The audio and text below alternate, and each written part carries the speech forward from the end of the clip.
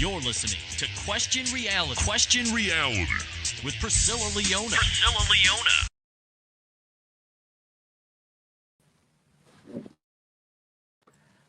Hi! Oh my gosh, I clicked on something and I thought, oh, I can't hear myself.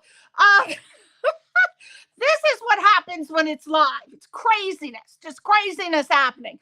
Welcome to the show. I'm Priscilla Leona, and as you know, I'm creator and producer and host of the show.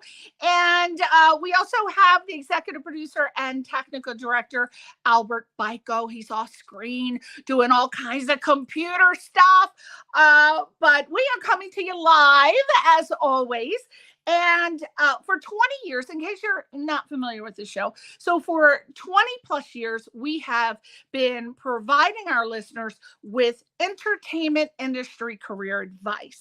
And this show is for you if you are questioning your career reality about pursuing a career in show business, or if you're already working in the entertainment industry and you just want some tips to elevate your career. That's what we do here, elevating a career status. Some of the guests on the show, if you're tuning in for the first time, they include Emmy winners, Grammy Award winners, Tony Award winners. We have reality TV stars. We have A-list agents and casting directors. And we have authors and singers and dancers and models and musicians and bands. And oh my gosh, we have, if they're in the entertainment industry, they're on this show. I will hunt them down.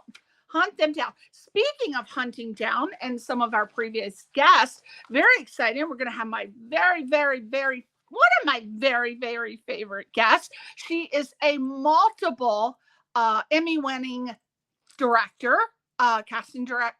Excuse me. She's a director, a television director, a film director. And her name is Mary Lou Belli. She's coming on the show again. She's been on so many times, but she's coming on again in April on tax day.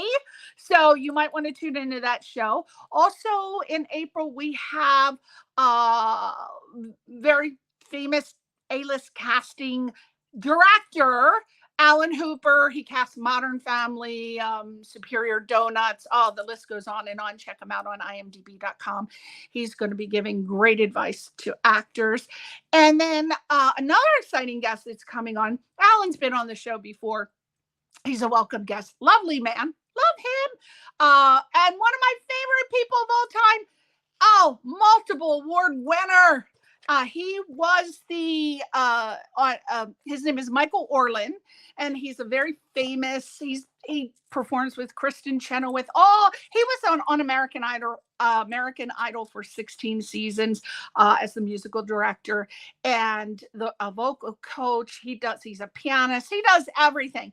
And he hangs out with all the celebs. So he's going to be able to give us great tips and advice for people pursuing a career in the entertainment industry via music. So, and there are so many other fantastic guests that are coming on. I can't remember now. I have to look at my list, but I'll let you know. But right now, that's what I can think of off the top of my head. Now, if you missed any of our past shows, the way you can view them is on our YouTube channel at Priscilla Leona, Facebook page at Priscilla Leona, Twitter, Instagram, TikTok, pretty much at Priscilla Leona. You're going to find us on every social media platform. My tip, as it is for every week, which is please keep it consistent. When you are branding yourself, when you're marketing and when you're doing research, you're going to find this out. But in case you don't want to do research, I'm going to tell you, please keep your name as your main vehicle for people to find you. If it's a product like a film, of course, that name, but try to keep it consistent on all of your social media sites. People have a 5-second attention span. They do not want to search all these little cute names and titles. They just want to be able to Google your name and boom, there you are, right on Twitter, Instagram, social media. There you go. So that's my little tip. So questionrealityradioshow.com is our website. So you can go there. And what's great going there is that you can see the 2024 schedule. So you'll be able to see all of the guests that are coming up. I only try to list them for up to 6 months, like we're booked until the end of June. But I used to book a year in advance, but by the time the guests came on at the end of the year, they were on tour, they were filming. And I said, no, 6 months, that's it. So you will be able to see our guests to see if there's anybody that you're interested in. For example, you definitely want to listen to our A-list casting directors for tips if you're an actor. If you are an aspiring director, you definitely want to check out Mary Lou Belli, who will tell you how you do it. So again, questionrealityradioshow.com. Or we ask that you do us a favor, a little itsy bitsy, teeny weeny, poke it up a favor, and that is when you go to our social media sites, please give us a little thumb to follow us, a little like, and we'll do the same for you. As soon as we see that you liked us, we're going to like you back. So there you go. And if you want to come on the show, there is a link, a contact link. So you just click on the contact. It's very easy. Name, email, website, and that you'd want to come on the show and promote yourself and showcase all of your stuff. And we will vet you. You'll be vetted properly. Who doesn't like a good, proper vetting? I like to get vetted at least once a month. But God, I have I'm a sexual deviant, and I'm realizing it more and more as I get older. I don't know.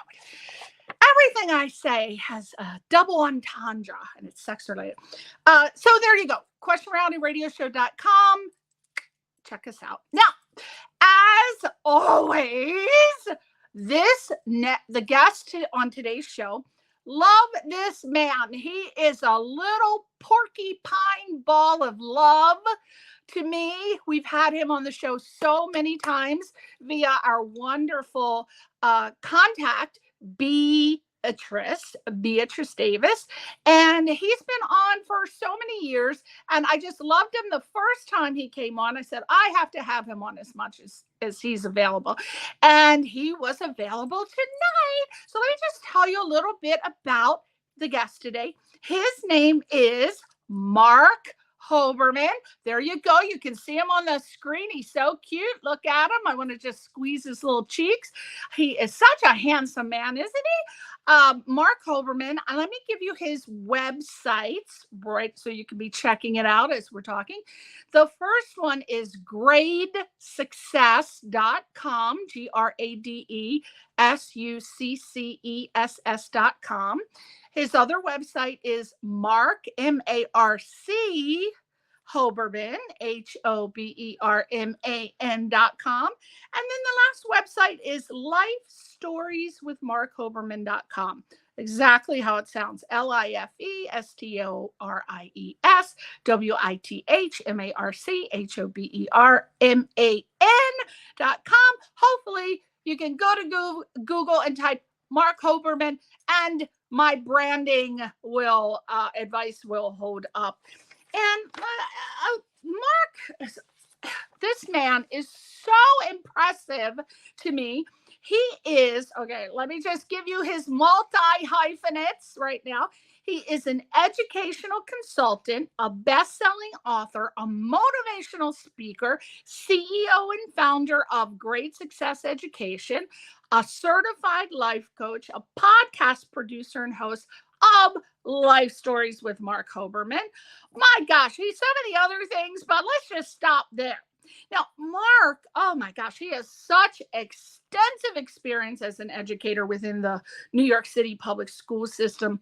He's been around for 30 plus years. He has a legacy, a 30 plus year legacy. Don't we all want to have a legacy?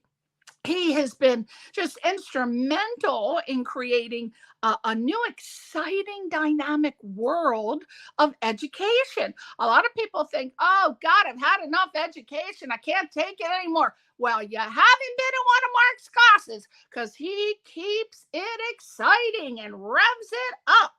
And he is an expert. Now, who doesn't need a darn expert? As a parent, you need to find an expert for your child's SAT, ACT test preparation. Wow, that would help so much. And he is an expert. He has he teaches so many things, but along with the SAT, ACT test prep, he also talks about overcoming illness, beating stress. He talks about everything. There's nothing this man can't talk about. I don't know. I'm going to test him on quantum physics when I get him on the air. But he also has this inspirational memoir talking about the overcoming illness. And it's called Opportunity in Disguise. Now, don't you love that? Because if you've been listening to my show, what do I always say? That if someone says no to me, I always think of it as a yes in disguise. I was taught that by my grandmother. She said, never accept no if you want a yes, because a no is a yes in disguise. It's just very interesting that he has this title, Opportunity in Disguise, How I Defeated Adversity. And this memoir was recognized by WCBS Radio as the top human interest story, I think, in 2017. He might correct me on that, but I think it was 2017. And Marc has presented at schools and camps and parent groups and corporations. And some of the things that he talks about is the college essay process, dealing with stress, team building, communication improvement at schools and corporations, speed reading, and creating success. Talk about speed reading. I don't think I ever told him how I took the Evelyn Wood speed reading class way back in the day. And I still use it. And it just comes in handy, because when my husband and I are watching foreign films, I can just zip through the subtitles. And then, of course, Albert's like, what did he say? And then I have to pause it, and we have to read it again. But yeah, Evelyn Wood speed reading. So without further ado, I wanted to say more about him, but let's bring him on, because he's probably dying to come on the show. So without further ado, let's welcome Marc Hoberman. Hello, Priscilla. How are you? Hey, where are you? I can't see you in that big pile of books. Yes. Some of them took Evelyn Wood. I took the Evelyn Wood speed reading too years ago. Oh yeah, definitely. And I have to say, I do love a good vetting. Just want to put that out there. See, you're from the East Coast like I am. Yeah, We love to be vetted, and Yes. I don't know what else rhymes with that, but if it's in the sexual domain, we're doing it. Absolutely. Now, you are so impressive. I had to print out all the pages. There's like 11 pages, Marc. What the hell's going on with you having 11 pages of information? Just so impressive. But let's break it down, because you have this educational program that I want to talk about first and foremost. And I've obviously done my research on your company, Great Success. And I think I understand what your business goals are. But for the sake of people who aren't familiar with you or your company, let's discuss from a perspective of me not knowing a damn thing. So my first question is, why did you become an educator, and what is grade A success? Not necessarily. Yes. So grade success actually sprung from the teaching career that I chose. And I always said, even at the age of 10, I was fake teaching kids in my room. Some of the fake ones listen better than the real ones. That's another story. No. But I always said to my parents, if I ever win the lottery, become a multimillionaire, I'll go into teaching, because it wasn't really the big rich, get rich quick scheme. But as things turned out, I ended up getting a job in New York City in the Bronx in 1980. 7, I think. I started teaching, and it was tough. It was a middle school. The hormones are raging, as you know, and those are just the teachers, but the hormones are raging. I remember the Yeah, 80s. yes, exactly.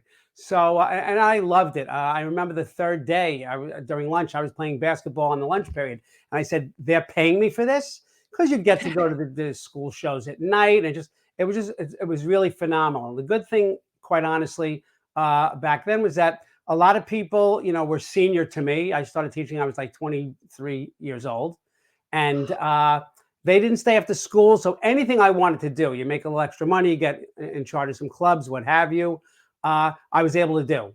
So I was trained in conflict resolution and peer mediation and brought that into it.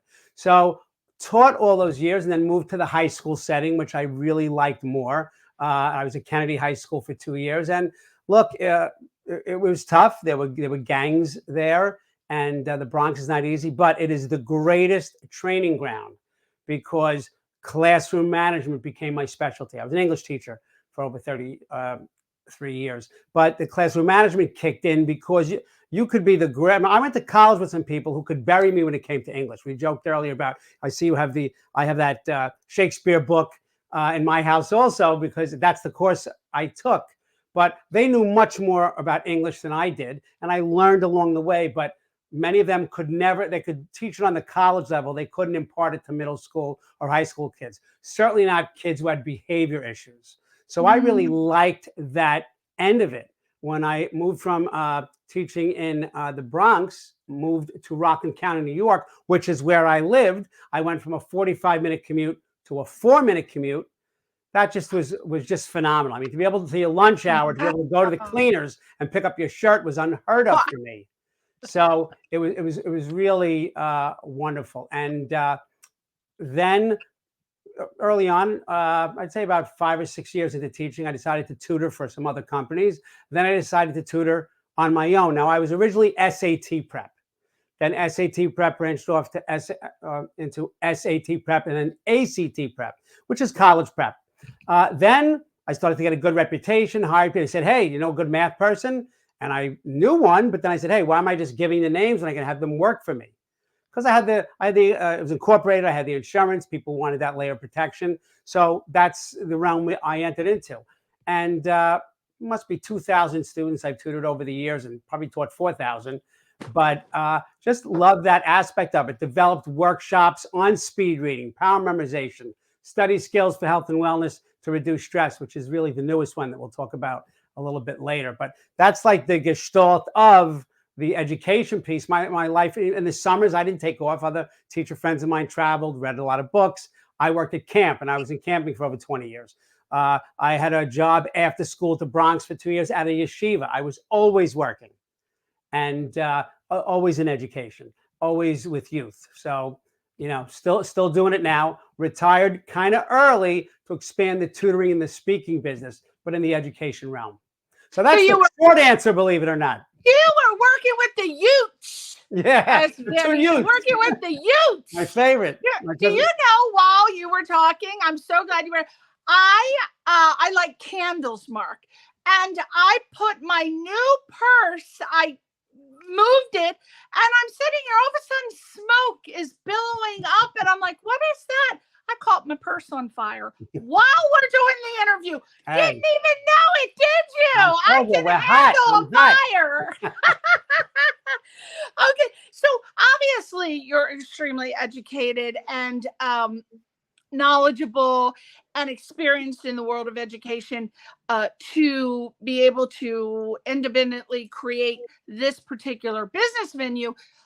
Or venture, I guess venue or venture. I'm not sure which one that would be. So let's start with your origin story of business. What were some of the reasons why you started? We talked about your background, but what were some of your reasons for starting Great Success? Like, what was it? You're sitting there, all of a sudden you're licking a lollipop, and then you go, "Wow, I'm going to create Great Success because..."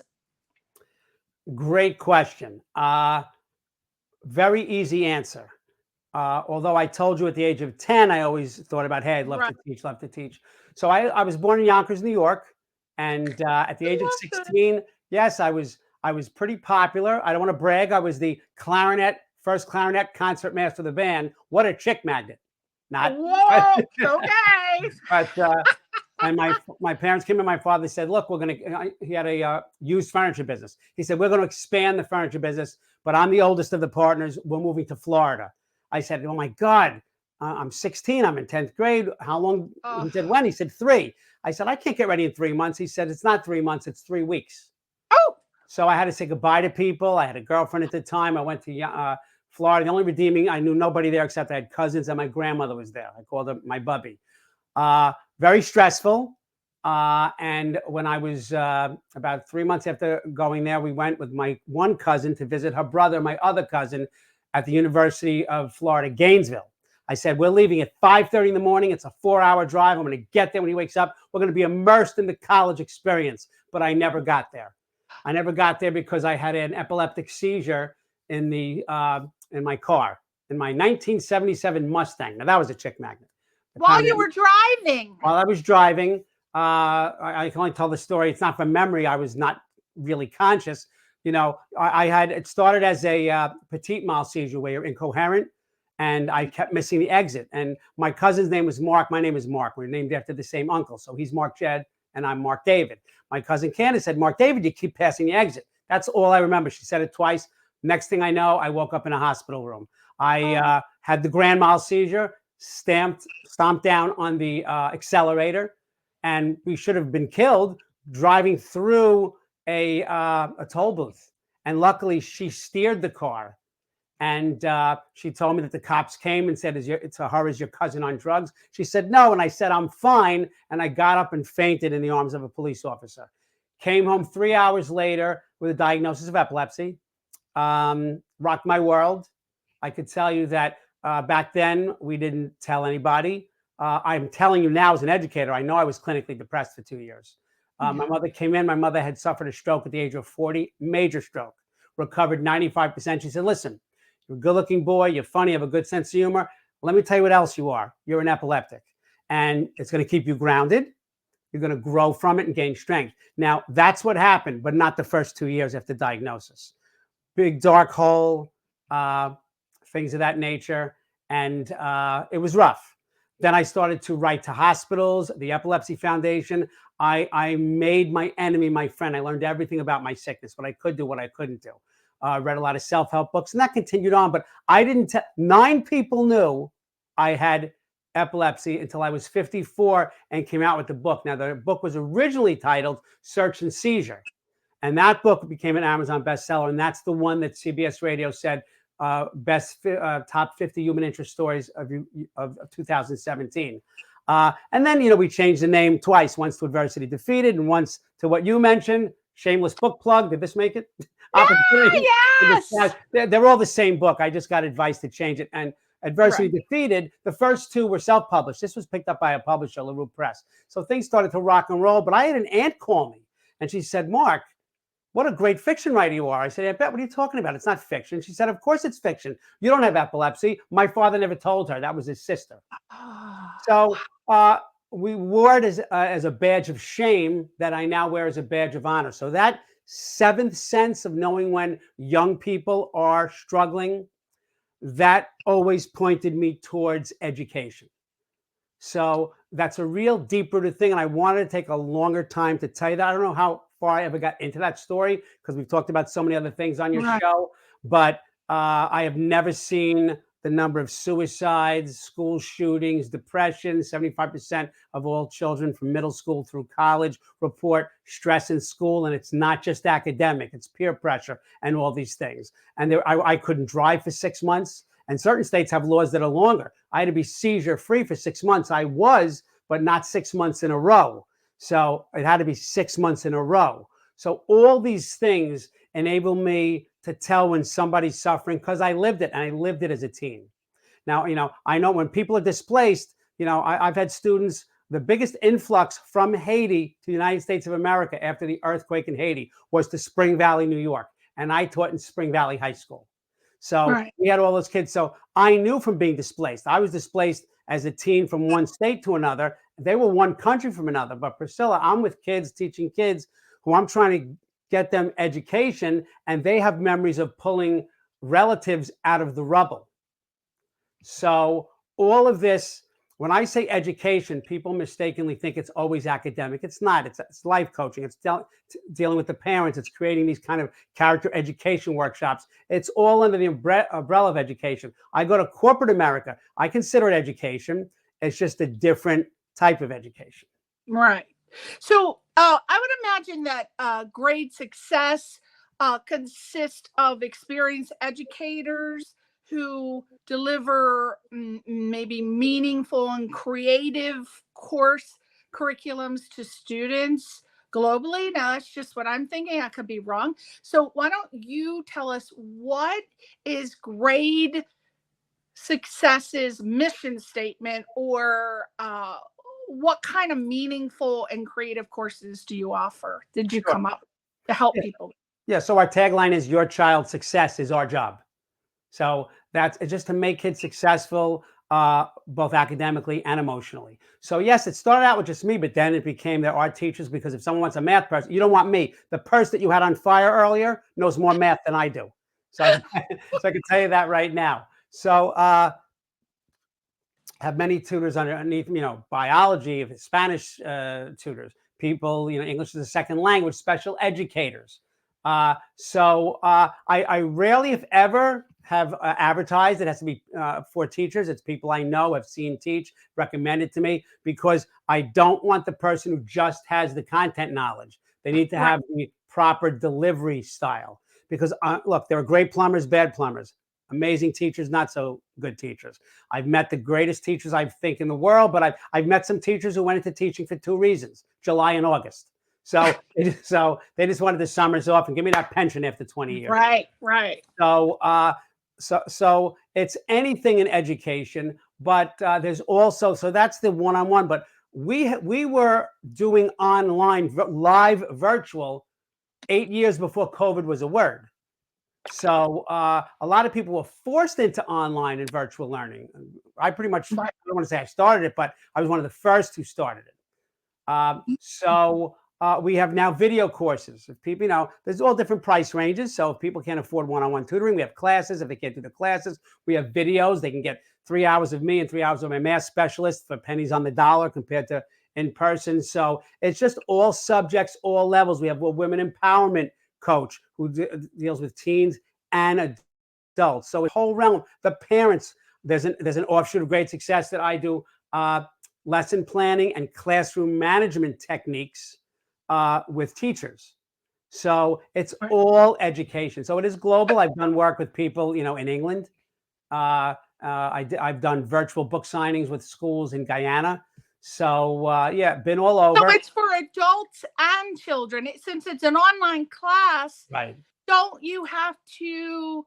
Don't they have to show proof to be accredited? Like, for example, you can't usually go to college unless you have a high school diploma or a GED.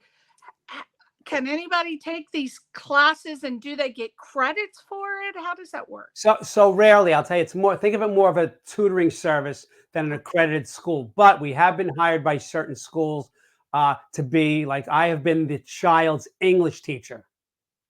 And you've been what?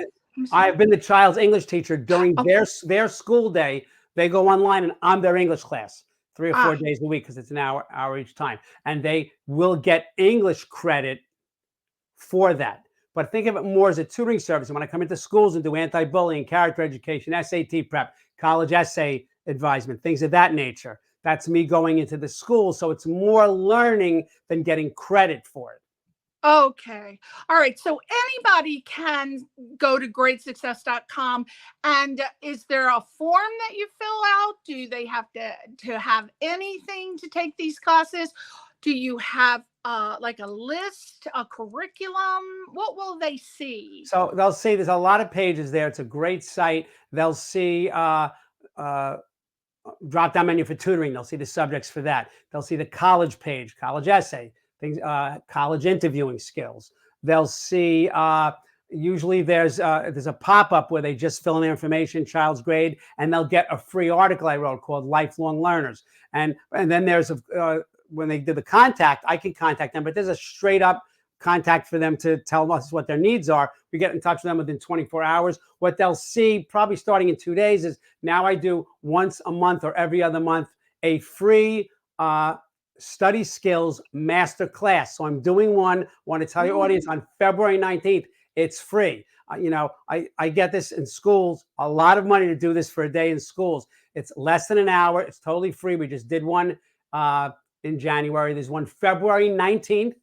All they have to do is go to makemychildsuccessful.com, fill out the information, and they're in. It's at 4 p.m. your time, PST. It's at 7 p.m. EST. It is not taped. It's me live going through 21 pain points that kids report having when they study. And the reason I call it study skills for health and wellness and to reduce stress, Priscilla, is it's a game changer now, because people who are studying, some don't study, that's a problem. Some study incorrectly, and they go in after 4 hours and say, I'm not going to do well on this test.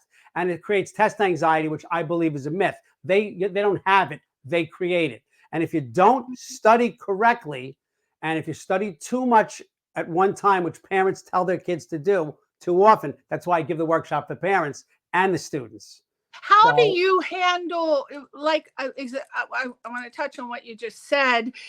What do you do about people who have dyslexia? Would they benefit from this class?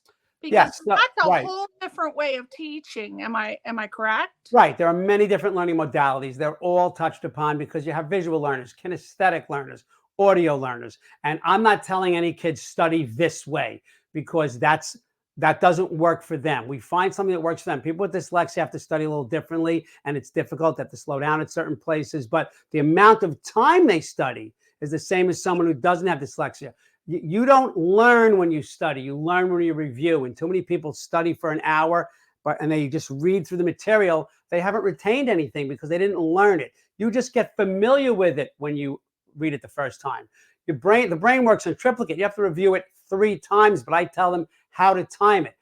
Their way, they'll study for an hour. It's been proven scientifically 40 minutes is wasted. Even a sponge needs to be wrung out. My way, which is called the 25 method, is an hour and 10 minutes of study with an hour and 10 minutes of study. There's no wasted time. With proper breaks, I teach them how to set up the study area. It's a different animal. There are teachers who don't know this. There are teachers who know things I don't know. I've worked with some of the greatest teachers there are, and they knew how to teach a social studies lesson like nobody's business, but they couldn't always teach the kids how to study and retain that information. Right. So that's where I come in, and that's the whole method. That's the hardest part. This is very important what you said, and I think people really need to know this about their children. How do you know, or yourself, how do you know what kind of studier you are? Because I know some people are visual, some people are auditory. How do you know which one you are so that you can study properly and it's easier for you? Great question. So many have more than one way of learning. A visual learner doesn't mean you can't learn from listening also. Just one is better. So when we teach them note taking, some of them realize they have to hand take notes. Some realize they're better with Google Docs and typing the notes. Although they don't know that when you handwrite notes, you learn the material 17% better than when you type it because of the muscle memory of the handwriting. These are things a lot of people don't know. So I say, I'm not telling you not to do one and do the other. Do both. And some of them, if you're real visual, turn your notes into a PowerPoint. Then their eyes light up. My teachers never told me this, and I love that. Turn a poem into a drawing. So I give them ideas of how to expand their knowledge. So I may tell one kid, hey, you see this lesson? Could you write a rap song about this lesson? Because if you can manipulate information to another realm, another domain, rap music, poetry, an essay form, how it attaches your brain, there's no ego here. How you memorize it, not my business. I'm going to give you all the tools. You find out which one is best for you. But mine, they can implement better study habits as they walk out the door from the seminar. Parents can help their kid. They mean well, but when they say, get your butt in there and study for 2 hours and don't come out until you're done, is wrong. Anything more than 20, 25 minutes is wasted. Parents don't know that. Some teachers don't know that. So a lot of people have to fall into this. People listen to music when they study, but I have to point out to them, they got good at doing something bad. I have a friend who beat me in tennis all the time. He held the racket incorrectly, but he beat me because he played so much. When they finally came from a college and wanted to give him a scholarship, they said, you got to get a normal backhand or we can't recruit you. You're going to get killed on the college level. So for 2 weeks, he wasn't so good. It was something new. So what I do is I help the kids in education who are holding the racket incorrectly. That's the analogy. And for now, I don't know if this is true. You'd be better than I to speak on this, but I have always been told that the older you get, the harder it is for you to learn. So if you're offering classes for adults, do you have different techniques to teach adults how to learn? I can't figure out, for example, let's just go with me. I can't figure out if I'm a visual learner or an auditory learner, because some things I just can look at and I just know, I absorb it right away. But then other things, if I'm listening, I'll just gloss over what I'm hearing. So I don't know what I am. Is there any way to tell if you're an adult? Because it's harder for you as it is to learn new things. Well, so kind of a misnomer, because it is harder to learn new things if you don't want to learn them, or you feel like you're forced to learn them. So whenever back in the day when the new Microsoft Word came out, I used to buy the dummy books. And they didn't help me so much. What helped me is sitting in front of the computer, hitting every drop-down menu, trying everything, making mistakes, having to reboot the computer. So it's, I do power memorization seminars for people of all ages, but I've done a lot for 55 plus community people because they think their memory's going, but it has visualization, it has word association, it has pictures. So I just hit all the modalities. I think that after a while, if you attended one of the seminars, you'd start to say, hey, this one kind of speaks to me because I like the visual nature of this. I like the audio. I like the word association Marc's talking about. I teach people how to memorize SAT vocabulary words with word association. So it's not just one modality will be more powerful for you, but it's not really harder to learn as an adult. You're just rusty because you're not in the 6.5 hours a day for a 12-year learning mode. But when it's something that interests you, let's be honest. I don't know how technically challenged you were for the podcast, but for my show, when I tell you the record button, it took me 40 minutes to find the record button. Now it becomes, you do it a lot, but you love it. It's what you want to do. If you're taking a driver's course to get your points lowered and you're getting the 5-hour course, you don't want to be there. So you'll listen, you'll drift off. I go through a whole thing why some people daydream. Focus is not easy. You do 9,000 things and you're very multi-talented and you can multitask with the best of them. That sometimes gets in the way of learning. But when you learn how to focus properly and you know how to do it right, it's actually easy. More importantly, it's fun, because imagine the student who takes notes badly in school, comes home and studies incorrectly from bad notes, then goes in and takes the test. That's a losing proposition. That's where the stress kicks in. 75 to 80% of these kids, even in college, the number one complaint in college is time management, because mommy's not there to say, what are you doing up at midnight? You have a test tomorrow. That doesn't exist anymore. In the last 7 years, it's the highest number of students I've tutored who got into college and who didn't graduate from the college they were first accepted to, because they're smart enough to get in. A lot of them can't stay in because they're not regimented. So this speaks to people who all of a sudden get depressed and turn into victims, and a bully smells a victim like a shark to blood. So this is a lot more than just academic, Priscilla. There's a lot of emotionality in here, but these are tried and true for years with thousands of students and thousands of parents. Is there anything that all of these years that you've been an educator, is there anything that you find particularly challenging these days? Because it's changed. For example, I have lots of friends who are going back to school, getting their masters because they want to start a whole new career, and they're having such a hard time, and it's very challenging for them. And they are saying that the teachers, now, of course, there's two sides to every story. They're saying that the teachers just are not able to teach them in a way that they can focus. They're trying to get a master. But they say the teachers are teaching them as if they're in high school, or they're talking to them like they're, and of course, with masters, there are adult people are there, but then there are kids too. So the older people just have such a hard time, and they're blaming the teachers, and it's very challenging for them. But I have friends who are college professors, and they say they have extreme challenges with teaching adults rather than children. But I don't know. Well, what do you find challenging? I have to tell you that, in my opinion, you say there are two sides to every story. There's one side to this story. Oh, and the side is, I saw it in a cartoon in a magazine where it said 1975, a back to school night. And it was the parents looking at the son, the teacher was in front of them, and they said to the son, there was an F on the report card, "What's the meaning of this?" And then it said 2023. And it's the parents looking at the teacher saying, "What's the meaning of this?" So things have flipped, and the blame game is there. I will tell you that there's much too much emphasis on testing, not enough emphasis on character education, getting the academics the way they should. There's a new flavor of the month every month in teaching, understanding by design, learning targets, aims, objectives. The more things change, the more they stay the same. And teachers have, teachers are really judged based on the student performance. yeah. And years ago, when you and I went to school, the divorce rate wasn't 50%. 40% of kids now are raised in a single family home, a single parent home. So it's all different. There was no ADHD when I went to school. There was, oh, Marc has so much energy. Look at him squirming in his chair. They didn't say the term ADHD. You're dealing with that. You're dealing with kids who are medicated. You're dealing with kids who are self-medicated. You're dealing with parents who think they are the teacher and they're not.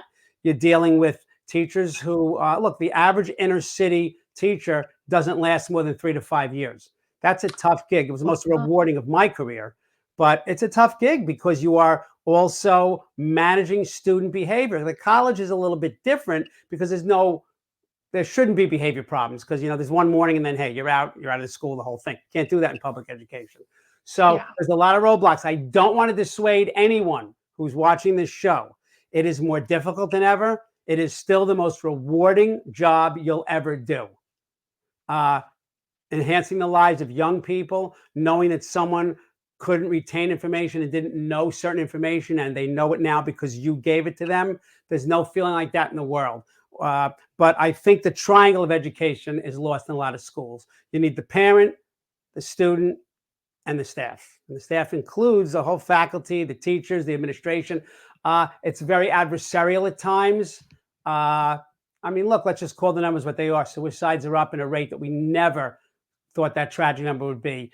School shootings, bullying, cyberbullying came into it now. They're not doing enough, in my opinion, to teach the holistic child. So that's, I'm not saying I have the panacea, but I've been in the trenches in inner city schools. I've been all kinds of kids, honors kids, special education children, special needs children, millionaires, people at the poverty line. 78% of the kids I taught in the school system were on free and reduced lunch. So these kids are all the same. They all want to learn. They need structure. They need better teacher training. So it's an uphill battle. And I don't know, I want to see the world where you need a bake sale to get weapons for the army, and you have all the money you need for school. Because in my opinion, if everybody globally was educated properly, there'd be no war. These problems would go away. But these kids spend 40% of their awake time in a school building. This is a captive audience, but academics is not enough. So it's a lot of stress, a lot of pressure. A lot of my friends said, oh, you teachers, you have it easy.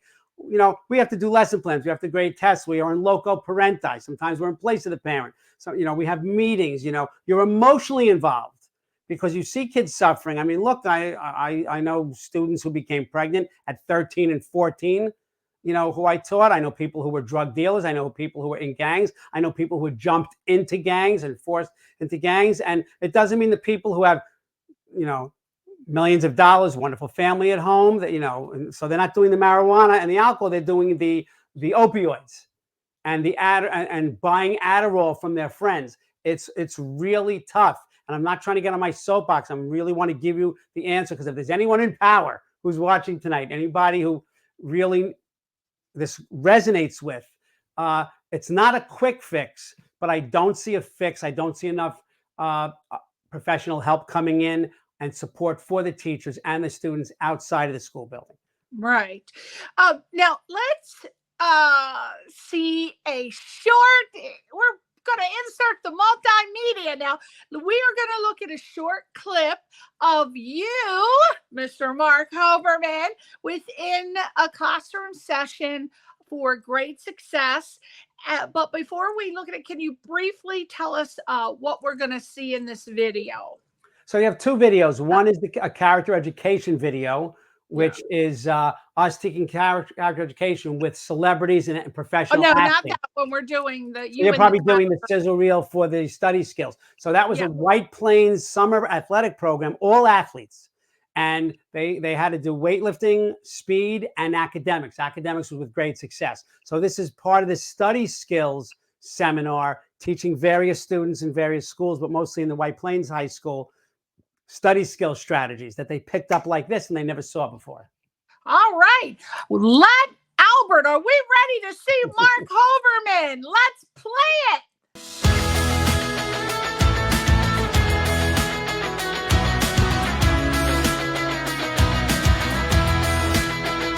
A lot of teens report being stressed out at school, 75% of all teenagers. So we're going to help you take notes better, read better, and study and organize your time better.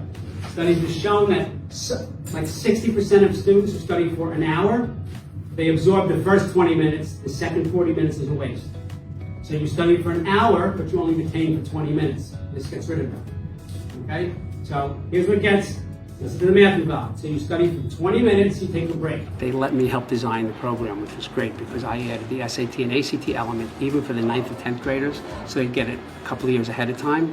But they let me include my study skills seminar, which is tomorrow, which is study skills for health and wellness and to reduce stress. That's an important piece because all students have stress, but athletes especially who have to score and win, it's really stressful. 75% of all teens report being stressed out by school and by academics. So by letting me include that in their workshops is great. It's a great program because it mixes academic and athletics together.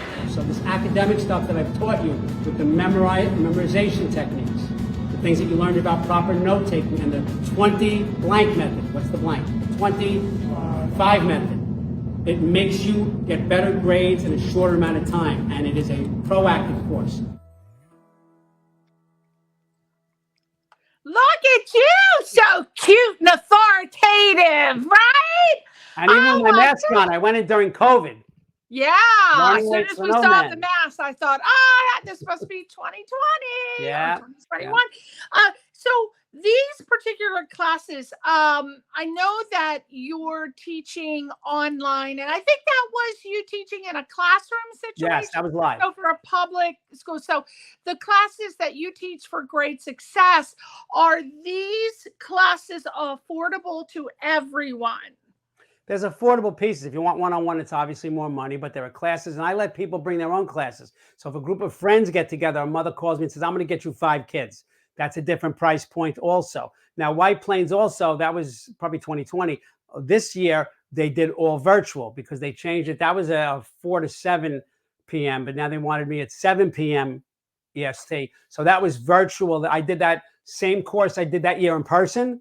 Those were 20 sessions. We did that again this year, all virtual. So it's many realms. I mean, I could do virtual, I do in person. There are also the video courses. So if somebody can't afford me live, can't afford me virtual live, they can buy the Study Skills Masterclass although it's free, people end up buying the course because they took notes, but they really want to be able to hone in on it and hit the pause button. So instead of being $1,000 or $2,000, it's $99, and there's so many bonuses. They get the speed reading video with that. So it's for all learners, but I don't want to leave anyone out. Back in the day, it was just one-on-one tutoring. And I said to people, no, I don't do classes. Then I said, why can't I make this affordable to all? Now, I just thought of this, so I don't know how I'm going to word it, but let's see if we can do it, taking you off guard with this. All right. So you and I discussed how we both took the Evelyn Wood speed reading class. So if someone wanted to come to you for a speed reading, give me just a little tiny bit. We don't want anything free, but just how would you tell us how would you teach us how to speed read? Yeah, so I took Evelyn Wood and 6 other courses. And then as an educator, I took what was best, because one of the courses said, just read down the middle. And I was reading a book, and they were burying a guy on page 90. I didn't know he died.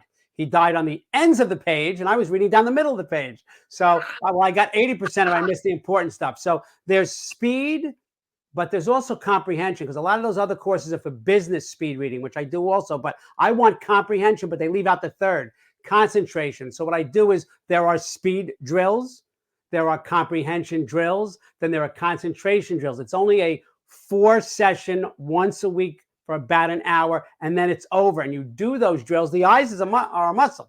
So you train the muscle. So when you do these different drills that you've never done before, it's immediate. I mean, when you go to the gym, if you want to really build that physique, you need 6 months, but this is 4 weeks and you're good to go. And you just do the drills, and it's not a lot of time. So it's just eye exercises, picking out, different words. There'll be 10 words. It'll be the same word, but spelled correctly only once. And you have to do selective ability. When I tell you to go to the closet and pick out a black sweater, your brain doesn't just look for a black sweater, Priscilla. It eliminates selective ability. It eliminates everything that's not black. That's why you find it faster. You could have 80 sweaters there. So there's a little I like to teach and interject the science behind some of these things, because people believe more in the science aspect of it. So it is drills and exercises and strategies, and using your finger as a pacer, and what lighting to use, and how to sit and how to open the book properly. There's a way to prepare your book for a reading session. And this is true. It's a little different for technical reading. Textbooks, there's a little strategy for newspaper reading, but for fiction reading and things like that, it's great. Selfishly, I only took those courses because when I was getting my master's degree, I didn't have time to read, and I was an avid reader. And I said, screw this. It's going to take me 3 years to get my master's degree, because I was doing it very sporadically. I said, I got to find a better way to read. I can't not read a book for 3 years. So yeah, and that core, the speed reading, I would recommend that to anyone, not just children, but starting as children. You should get in the habit of doing it, because in life, things are moving at such a rapid pace these days, especially when you see the kids on their phones with those thumbs going 120 miles a minute, texting, blah, blah, blah, blah, blah, blah. It's crazy. Everything is very fast. But this would be a very good course for lawyers. They have to consume massive amounts of information, and it's so repetitious. And so I would always recommend a speed reading class. I may freshen up my Evelyn Wood and take one of your classes, your speed reading class, because and that's also a very important class to take to help actors with speed reading dialogue and scripts and stuff. So I would recommend that people take your class just for that, but speed reading, it always comes in handy. So let's move on to the other half of your life, which is you have decided, I'm not going to say recently, but because I don't know exactly when you decided this, but you decided at some point to venture into becoming a producer of a podcast producer. So a creator, a producer, a podcast host, et cetera, et cetera. So my first question is, the title seems self-explanatory. It's called Life Stories with Marc Hoberman. So I imagine people are on there telling their life stories. Who doesn't have a life story? So, but in your own words, can you tell us what your motivation was and inspiration to decide to do this show? Because you're already, it seems like, so busy doing so many things. Why would you want to do this at this point? Right. So, from writing the memoir, I was on about 62 podcasts and radio shows. And I never once said, hey, I could do this, or I could do this better. I like, some of them weren't so good. Some were fabulous, really great people. But when I contacted the illustrious Beatrice Davis, Yes. SEB Worldwide, she said, Marc, I heard your audio podcast. I said, oh, I just did that to get my foot in the door to train corporations, to try to get CEOs to come on the show. She said, you're really good at it. You should do a video show. I said, thanks. That's not happening. A month later, she said, I really want you to do it. No, it's not happening. Do 1 or 2 for me. So I did a show called Lighting the Educational Flames, 60 episodes. Hated the first 2 episodes. Spoke 90 miles an hour like this, always a story. And you know, because I'm from New York. So unless I try to slow it down, which I can do now, which I could never do before, I really started to enjoy it. And then somebody, you know, we got with a couple of different companies and they said, change the name. So Lighting the Educational Flame was not really all about education, but education as I see it, the life's education. So Life Stories of Marc Hoberman delves deeper. I'm not about, it's not Hollywoodish. I'm not from Hollywood. I'm an educator first. Yeah, what's your platform? Yes, I'm an educator first, a businessman second. So my platform is, everybody has a story to tell, but the story I want, and they know this, I don't approach everyone. I've had some big names. I've had the Zombies, Colin Blunstone, Rod Argent. I've had Tova Feldshuh from Broadway. I've had some big names. And what I really like is people who are willing to share the struggles, because my mantra is, I want to hear the story behind the glory. And that really resonates with people, because all the young people see and the parents who are raising them is the glitz and the glamour. And all too often we see, I mean, we could sit here now for 3 hours and talk about people we lost, celebrities, too soon. And we had it all, billions, some of them. And there's, you know, drug abuse, there's depression and all these things. So I want them to know that if you want to follow your passion, there is a right way to do it. And I want them to hear the pitfalls of these people. And it's not just, it's authors, best-selling authors, New York Times best-selling authors. It's actors. It's and I had the athletes that I interviewed were nice enough to give me their time. When I do character education virtually or in person, they come in with live cameos and Q&As, and kids are asking questions of Super Bowl stars. But they're not just asking, what's your favorite touchdown? You know, they're asking, how hard was it to be a leader? How hard was it to follow the leader when you were the captain in high school and now you're not the captain anymore? And you have a bullied. So that platform is to see the humanity within the celebrity persona. So you listed so many. I just wrote down a couple that you may have left out. You've had many actors, athletes, authors, politicians, and some of them include hip hop legend Curtis Blow, Colin Blunstone, Rod Argent, as you said, of the Zombies, Broadway star in Law and Order. Oh, one of my favorite shows of all time. Oh, I'm obsessed with that show. Tova Feldshuh. What? Yeah, I might be wrong. When I hear that name, I keep thinking Fiddler on the Roof, that he was the actor in that. You're thinking of Tova. You think of Tova. Was that him? No, Tova Feldshuh's a woman. Topol. I saw Topol, believe it or not, the movie. I saw him on Broadway. Okay. That's who I was thinking. I kept thinking Fiddler on the Roof. Tova Feldshuh was on Broadway playing Leah Michelle's mother in Funny Girl. So he also played Danielle Melnick on the original Law and Order. Okay. So professional athlete. So, wow, that's just so impressive.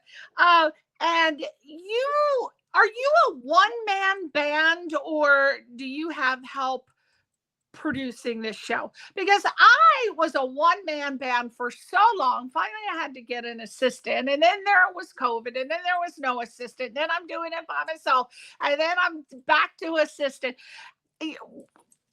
for people who want to maybe follow in your footsteps, they're a professional in another career and they want to do a podcast, what would be some tips, advice that you would give them? Unfortunately, I would want them to be a one-man band for a little while. Yeah. You want to open a pizza shop, you have to sweep the floor, make the pizza, bust the tables, wait the tables. Yes. So there are a lot of credits on my show that were not there when I started. So AMG, Music and Media, headed up by Marc, a titan in the industry, picked up my show about a year ago, and he's distributing the show. Best Ever Channels recently just picked up the show. They'll be starting in about 2 months. I'm on E360 TV, but I have virtual assistants who do the hashtags correctly because I listen to Priscilla Leona and she talks about social media and branding. Listen to this woman. Okay. Liquid gold comes out of her mouth when she speaks. So, thank you. Yeah. So I have a person who edits the show beautifully. I've got Matthew Barron from Tropic Media, does a fabulous job. I have people who help me distribute it. I have B. Davis, who helps me get guests. Beverly Pomerantz, if you know the great Beverly Pomerantz. Casting director, game show. She comes to every party I have. I love this woman. I saw her with Daisy at one of your parties. I saw that. Daisy comes to every party and steals the food. Yeah. And nips at everybody. And I'm like, no, Daisy, don't do it. I'm going to get sued. But so I would, a lot of people ask me that, and it is easy for people, I'll just answer now for people who have asked me this question.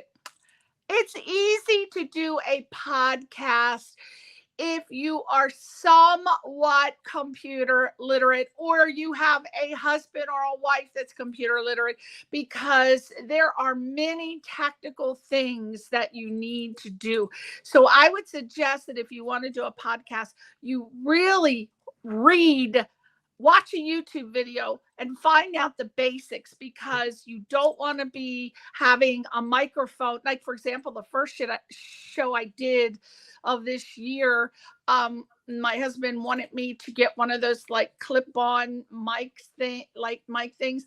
And I did. And it's a state-of-the-art product, but my voice sounded muffled the whole entire time. So you got to know a little bit about microphones. You need to test it out. So I would say read first. If you don't have somebody that's going to be able to handle things technically, read. But you don't want to spend too much money hiring people to do all of these things for you. If you have the time. Now, if you're working a full-time job, obviously it's going to be harder for you. But if you have a part-time job, study and learn how to do as much as possible so you're not losing money. You want to either break even but not lose money or profit. So I would say please learn how to do as much as possible. And with our devices today, you really have so many services that you can do for free. But when you start having to fork money out, it can get crazy. So just trying to learn as much as possible. What I find the most challenging thing, which is what I'm going to ask you, what do you as a podcast producer find to be the most challenging thing? For me, because I do so many other things, I flip houses, I'm a screener for film festivals. I have another job. I do many, many, many things. It's hard for me to find time to promote the shows as much as possible. So that's why I have an assistant to do that for me. What are the things that you find are the most challenging for you? Well, probably technical, right? So when my first podcast was audio. So I had a guy from Tuskegee Airmen, 95 years old, great interview, hung up. I never hit the record button. So luckily I got his granddaughter to, I said to him, you were so good. We have to do a second one. We're going to do 2. So he said, sure. Oh, that's good. But, so quite honestly, it's getting, not that I don't want the biggest names there are, but I find that some people who are not household names, people who are key people either in Hollywood or in sports, their stories really resonate. So it's finding the right fit. So I don't just accept anyone who anybody gives me. Oh, this person's in this show, that show. Well, I have to look into, sometimes you see this stuff brought up. Vet Yeah. Everybody likes a good vetting. Vetting is good. Yes. So, you have to do the proper lighting and everything, but the struggle is finding the right people, and then I don't like my questions to be cookie cutter. It's not a template. Me neither. You go right to the person. Every single question. Correct. I read that. There's a tip here for people. Okay. So what I do is when I am targeting someone that I want, I will read everything about them. And then I'll say, okay, so I'm reading their bio. Then I want to know, because unfortunately these days, everything, if you want a person who's an A-list actor or someone who's a pretty prominent person in a field, if you approach them, they're going to say, talk to my agent. If you meet them at a party, right? But if you don't know them and you're reaching out to them and you go to, say, IMDb, they have their representation there. And if you reach out, the first thing the agent and the manager is going to do is they are going to look at your social media. They're going to look how many people are following you, how many comments, that is what it's all about these days. Just like in distribution, that's a whole different subject, but they really want to know if you're going to profit their client. So it is important for you to, when you're trying to choose people, select people that have a great following, and you have to. Now, this, I don't know if you have a problem with, but I have a problem with people promoting the shows they're going to be interviewed on. My thing is, I will bring you on the show, but you have to promote your interview. But most of them don't do it. And that is how you get followers. That is how you get to build up your fan base and how you get subscriptions. And you got to say, hey, can you please? So I will harass the hell out of them. Are you promoting it? I don't see it posted. And I will go to their social media. Are they posting it? Are they announcing the show? And I will harass them to hell. But that's the biggest challenge that I have. So I don't know, what your problems are. But those are my problems. Promote the damn show. But people are not, if you want to keep upping your game, you got to build up your social media and you have to get them to promote. So those are my particular challenges as a podcast producer. What are yours? Is it the technical only, or? Well, no. So you mentioned something that I forgot about, because I must have blocked it out. It's such a problem. So when I first met you, I had people. I got a couple of big names. Shadow Stevens, who was a radio icon. He was just inducted into the Radio Hall of Fame about 3 months ago. But I got lucky because I knew people who said, "No, trust this guy, Marc." So they loved the show. But what happened is, when I was on the first show with you, I had 89 YouTube subscribers. Now I have 3,200, and that didn't happen overnight. The problem is that some of these interns who work for these people, these agents, go on, and they don't care so much about your show if the numbers aren't good. And the numbers are getting there. I have 25,000 views plus a month on E360 TV, and I'm getting picked up by other streaming services. But I know that there's real authenticity in my interviews, but you can't talk somebody into that. And that's the challenge. I can't tell them it's me. What am I supposed to tell them? Come on my show. It's terrible, but you should come on. No, if I tell them it's great, I'm wonderful. It's really, when they hear it from their friends, actors, or other people, then word spreads. But that's a big problem, because it's all about the numbers. Do I want to spend time on his show? I never turned down an interview. I had 62 as a guest. And I had people who told me, "Marc, I'm just starting out. I only have 50 downloads a week." I said, "I don't care," because I promoted the interview, and people were like, "Look how many interviews Marc's getting." Nobody knows how many followers they have. Right. And that's a really good thing that you said, that when I started out, I built up my following from 20 plus years of doing the same show, on different venues.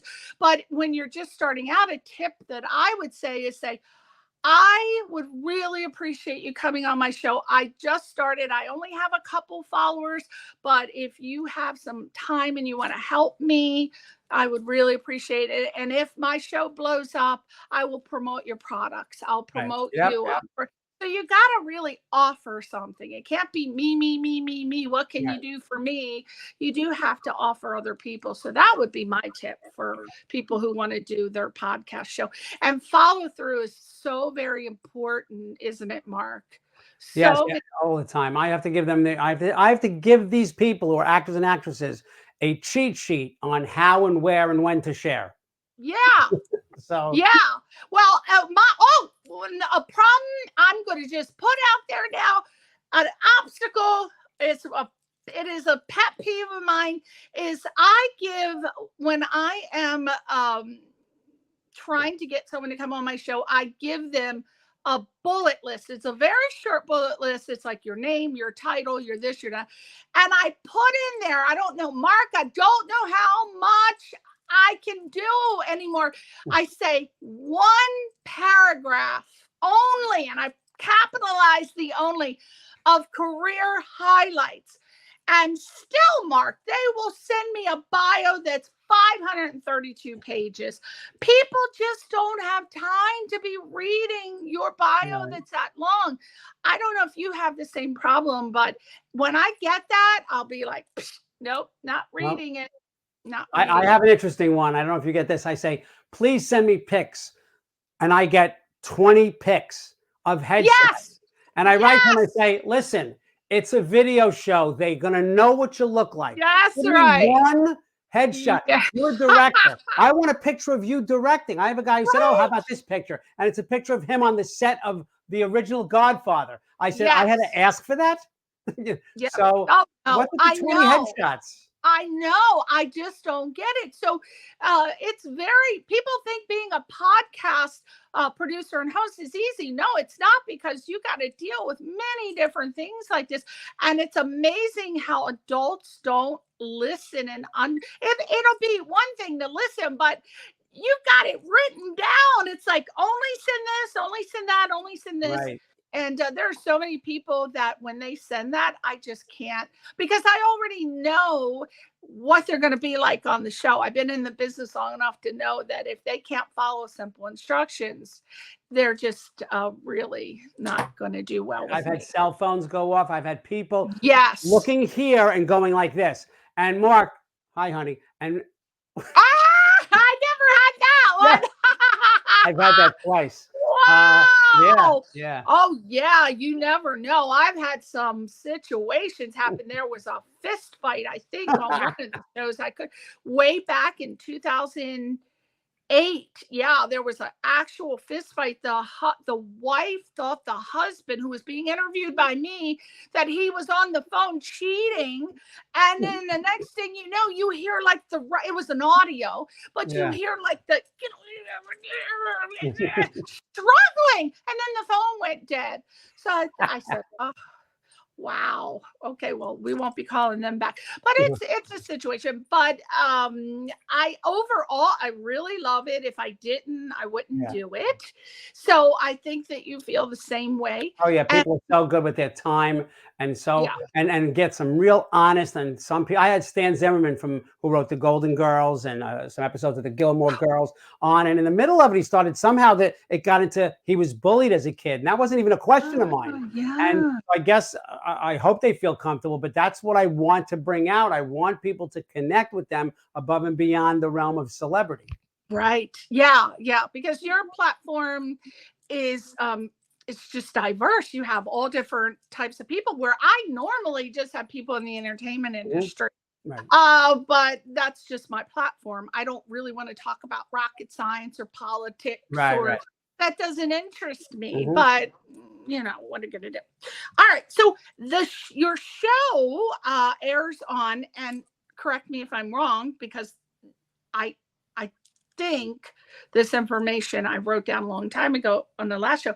Your show, obviously, it airs on YouTube, but do you still air on E360 TV Yeah. Tribe and Stripe. Yeah. I've never heard of Tribe and Stripe. Tell I'm us not sure about we're on what Tribe is and Stripe anymore, to be honest with you. They were relatively new, but definitely E360 TV and Lighting the Educational Flame is on Monday nights. But all the new ones are Life Stories of Marc Hobman. That's Wednesday nights, 9 p.m. EST, 6 p.m. PST. Okay. Your time. And So, yeah, I've been on there so, for 3 years. They've been very good to me. I started out almost when they started out. They were way past 1 million viewers now. So it's nice to grow with the people who first sign yeah, you on. yeah.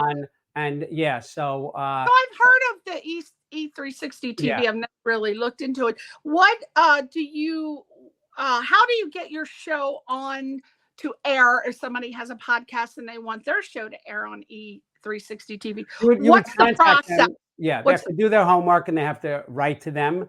And they have to get vetted.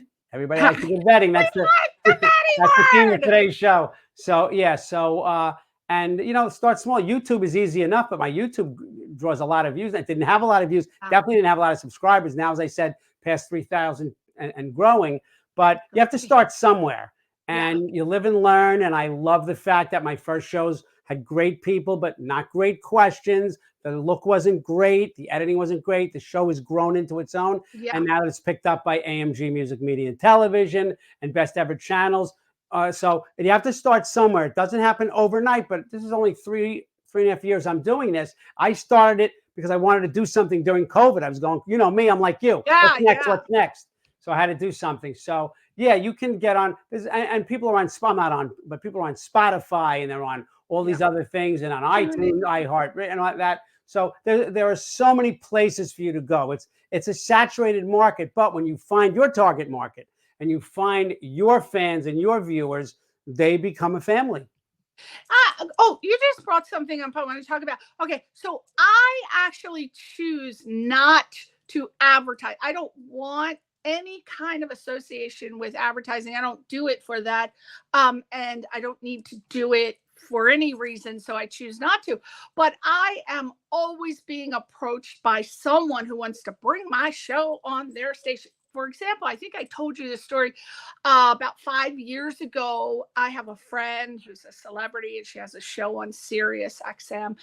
And she said, "Oh my God, Priscilla, you got to bring your show onto Sirius." And I was like, "Oh yeah, oh, that's good." I was excited until I had a conversation with the people over there. Lovely people, by the way, lovely. But they have rules because they are a multi-million-dollar conglomerate. So, for example, don't be so excited or bummed out that you're not on Sirius XM, because they wanted me to sign a contract that said that I would commit to bringing in $1 million minimum a year in sales, right? Advertisers. And it's a catch-22 situation, because if I was a celebrity, that would be no problem to bring that in. But that would be a struggle for me at that 5 years ago to be able to sign a contract saying that I could bring in $1 million worth of money in advertisers. So have you had that situation as well with the advertisement?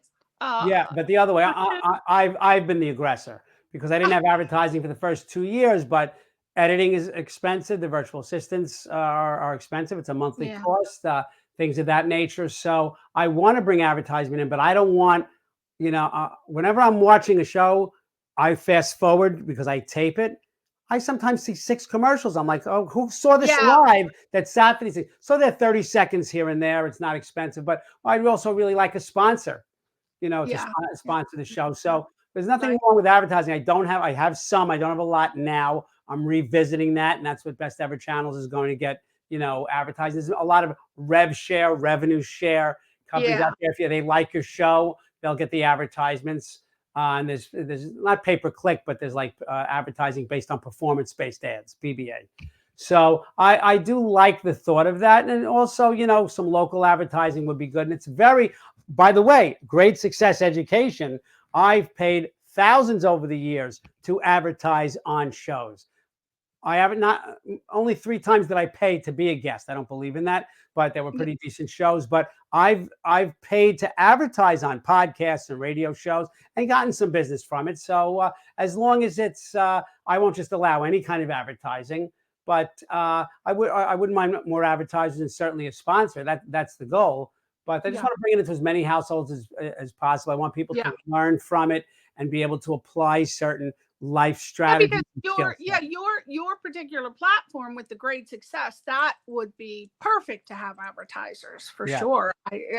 But I don't want people to think, oh my God, I can't do a show because I don't have advertisers. You don't need advertisers. It depends on what I didn't have it for years. And I barely, if it's a hobby, like this particular show is a hobby for me, it's not a business. So if you're doing, you want to do a podcast as a hobby, you do not need any advertisers. So I'm talking into it. Now, very exciting. We are going to show our second clip.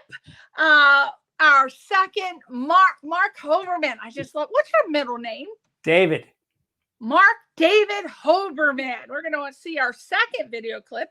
So let's set this one up. What is this particular? This is very exciting. I do this with great success, and I'm also branching out. I have a partner I mentioned earlier, Daniel Echevarria, The Power of Choices, and he's my partner in that venture. And we go into schools, anti-bullying, substance abuse prevention, things of that nature. But I'm being interviewed by him. On yes, in a couple of weeks. Yeah, of course, he's great. Okay. Great. Dano's the best. So great guy. And a lot of this character education, this was through great success. We're going to do it now through Power of Choices. I have guests who were pro athletes who come on. If I talk about anti-bullying, it might be 45 minutes. They come on for 15 minutes and talk about, it's not, hi, Roosevelt High School, have fun with Marc and have fun with Marc and Dano. It's live. They're asking questions. I've had kids who were the studs of the high school football team stuttering because they were so nervous. They're talking to a Super Bowl champion who's wearing a Super Bowl ring, and they're saying to him live, what was the worst part about whatever? What struggles did you have? And they're asking these questions. So it adds to the character education because the kids love that. As much as they really learn from what we deliver, they love the piece of celebrity. And it's not all what they think. It's not, oh, I made my $10 million contract. No, it's not all like that. So the clip you're getting is me bringing on some of these MMA fighters, a female MMA champion, Julia Dorney, you'll probably see. And what we did, this was virtually. When we do it live, I go in live, and then they come in virtual. But you had Julia?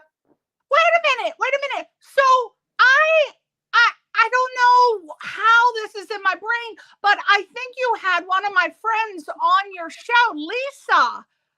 She was used to be a wrestler, wrestler. Onyx. Lisa Danielle. Yeah, but she goes by the name Onyx in the wrestling ring. Yeah.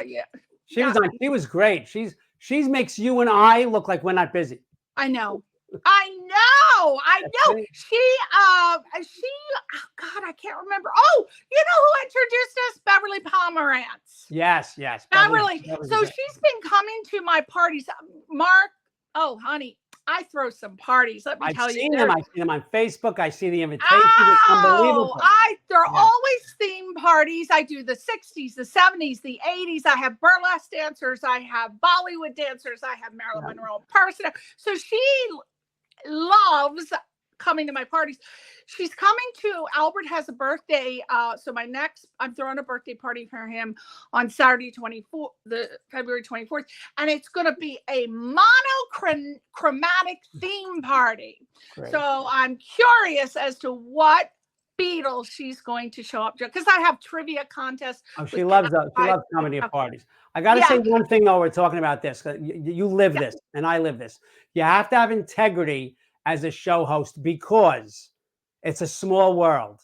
That's right. And for you to be in California, me to only know you 3 years, and I've been on your show so many times. Thank you so much. I'm blessed to know you and come on so much. But it's a small world, and everybody knows everybody. So they'll speak your praises, and they'll bash you in the same sentence if you don't have integrity and if your word isn't golden. So I really want people watching or thinking about a podcast or any kind of talk show to know that. Right. And now, how did you end up getting Lisa on the show? Did Beverly refer you? That was through Beverly. I have two documentaries, one on Tubi TV and one on Amazon Prime that I'm the associate producer of. And Beverly came to the Beverly Hills party when we previewed it at the home of Daphne Ziman Edwards. It was at the old Warner Brothers estate. So Beverly was there. We hit off. Beverly is a goddess. I love her, and she knows everyone. She'll go to people. Half the people she meets while walking the dog, I said, they must think you're a stalker. She is fearless. She's just phenomenal. But she's the one who turned me on to Lisa. And yeah. She's a fabulous guest. I have hired so many. She met a guy in a yogurt shop. Next, I hired him as a comedian. She met this person. I hired this person. She meets people everywhere she goes, and then I end up hiring them for some reason. I don't know how that's working. She's a talent magnet. She is phenomenal. She's coming to the party on the Saturday. I cannot wait to tell her I had another interview with you. Oh yeah, I was singing her praises. Oh, we love her. Okay, yeah. So we're about to see the clip, and you already set it up. So without further ado, Albert, let's show the second clip. Marc, you know what? The thing is, I have passion for all these things. You know, I love my job as a journalist, and I love my sport. So obviously, I needed to find a way to handle those two, you know. What was the toughest opponent you played in high school, and how well did you perform against them? The toughest opponent in high school. In high school, I was like All-American, All-Stater, averaged 27 a game. It was not too many people like my peers to just stop it, like challenges. It was something called the boxing one, where they have like 3 or 4 players, or keep 2 players on me the whole game. And wherever I went, they put 2 players on me. So in high school, it was a little different for me. I was head and shoulders above kind of like the competition. What was your favorite highlight in your career? Oh, wow, man, I got so many. I'm like, I don't know which one to choose from. Wow, it could be from the moment they called my name, just like Marc talked about, at the restaurant, and the family is there. My mom and dad, my friends, college friends, my family, neighborhood friends, and to hear the roar in the restaurant.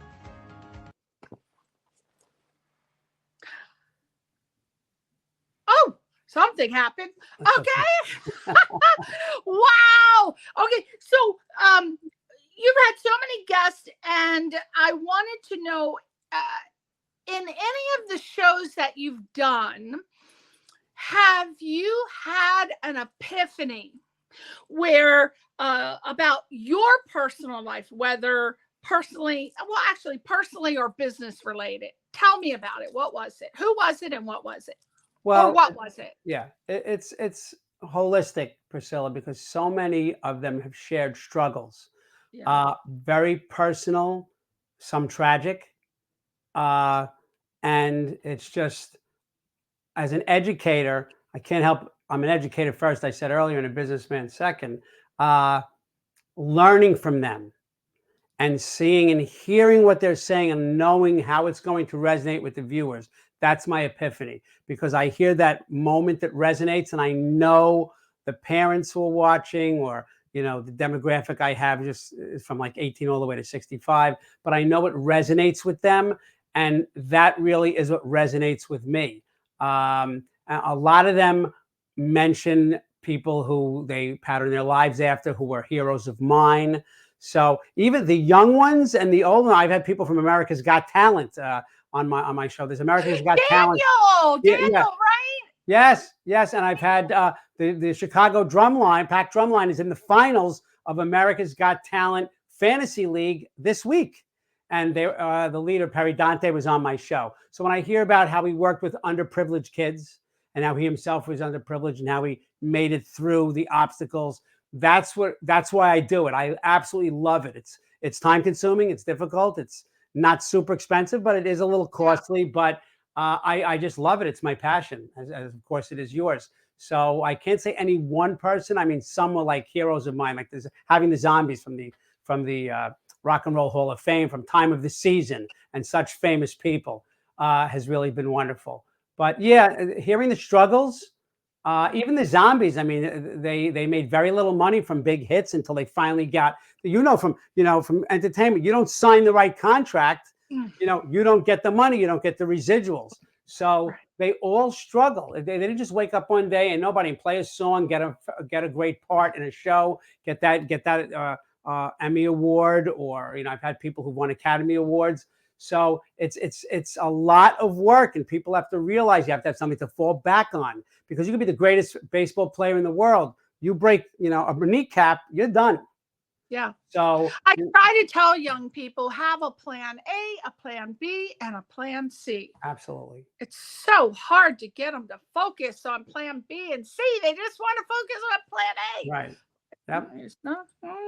So what's your hope of success in creating this podcast? What legacy do you want to leave back? Like in 100 years, somebody's watching Life Stories with Marc Hoberman. What do you hope you leave behind as your legacy? That's a great question. There's two legacies. One is I wanted to grow the Marc Hoberman brand, because I believe I had 100 students a year in my class. And I think I changed a lot of lives, maybe not 100, but I want to change tens of thousands. And you can do that through the show. And I can do that through people seeing me on the show and having me into their schools and whatnot. But the legacy is I want them to see the authentic person I'm interviewing and to hear all the backstories. Because in 70 episodes of one show and 60 others, there's been about 130. Nobody's story matches. They're like snowflakes and fingerprints. Nobody's story matches. And it's so interesting. And I feel you can learn from anybody. Nobody's worse than I am. Nobody's better than I am. We're all in the same boat, but everybody has an authentic story. I think adults are suffering. I know kids are suffering. And I'm hoping the legacy is I've made people's lives better. That's what the hope is. Yeah. And where can we see Life Stories with Marc Hoberman? So it's on E360 TV Wednesday nights, 9 p.m. EST, 6 p.m. PST, and the YouTube channel. So the YouTube channel is, Life Stories with Marc Hoberman. So all the shows are there. You can watch at your leisure. You don't have to stay up late at night, although it's not so late your time. But yeah, you can see it there, and it's going to be on other channels and other streaming services. We're growing each day with the distribution through AMG Music, Media, and Television. So the main hub now is E360 TV and the YouTube channel. But there's something for everybody. They can scroll down and see a lot of different people. So we will ask this final question. Okay, if you had to go back, you did a time travel situation. You went back at the beginning of your life. What advice would you give to yourself, both professionally and personally? So another fabulous question. It's really the mantra of the book, and it's don't let your struggles define you. You define you. I let the epilepsy define me for 2 years. I was a teen. We didn't have help places to go, but you're the linchpin. You can't have a lot of people, don't make it through recovery because everybody wants them to recover except them. So you have to be part of that process, but don't let your struggles define you. You define you. So you have to turn your struggles into strengths. So embrace your problems, embrace your obstacles. If you can't go in from one door, go in the back door. You can't do that, you break a window. And like you say, never stop. I love that you said Grandma taught you that a no is a yes waiting to happen. So I believe in that.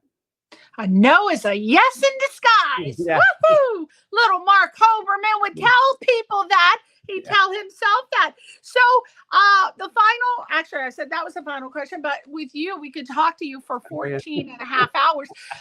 What is next for Marc Hoberman? Next is growing the show and really growing the new business, The Power of Choices, which is again with Dano Echeverria, who has his show Weekly Dose of Dano. You'll be on it. And getting in schools and doing the anti-bullying, the substance abuse prevention, character education, team building, communication skills. The kids need it. The teachers need it. The parents need it. And these young people, I got to protect my Social Security. I need these young people to succeed and pay their taxes so I can live and draw some Social Security well into my 90s. But that's what's next, really getting into more schools, more organizations, more training, even corporate, just spreading that word out there and making people their best selves. And when will you be coming to LA again so we can take you out and on another ribeye steak? Yes, so that was a good one. Yes, we will have another meal. I'm not sure, probably in a couple of months. I'm going to try to get some teaching gigs out there, and I want to do I want to do a couple of live interviews also, and people there. So yeah, LA's in my future. We just have it's just a matter of when. And I don't come to LA without seeing you, so don't even worry about that. We gotta do it. Oh, Yeah. Marc, thank you so much for coming on the show. As always, you are the little cherry on top of the little whipped cream. And I thank you so much for coming on the show. And we just want everyone to go to, all right, we got it. Life Stories with MarcHoberman.com. We got Hoberman, author. Actually, he's on Instagram, YouTube, Facebook, Twitter. So just type Marc Hoberman, and hopefully he did all of his branding the way Annie Priscilla said, and you'll be able to find him. But social media, YouTube, Great Success, Instagram, Hoberman author, Instagram, Great Success, Instagram, Life Stories with Marc Hoberman, Instagram, Hoberman author, Facebook, Great Success, Facebook, Life Stories with Marc Hoberman, Twitter, Marc Hoberman, and Life Stories Marc. Yes, you've done it, Marc. Another interview under your belt. Yes, thank you for Another having one me. bites the dust. Yeah. And it's midnight. It's way past your bedtime. Yes, but for you, I'll stay up till 2 in the morning. I don't care. Well, thank you. Thank you, everybody, for tuning in. And we'll see you next week on Question Reality. Say goodbye to your family and friends, Marc. Take care and give my best to Albert. Thanks for all those clips. I appreciate it. Bye. Take care. Bye-bye. Thanks again.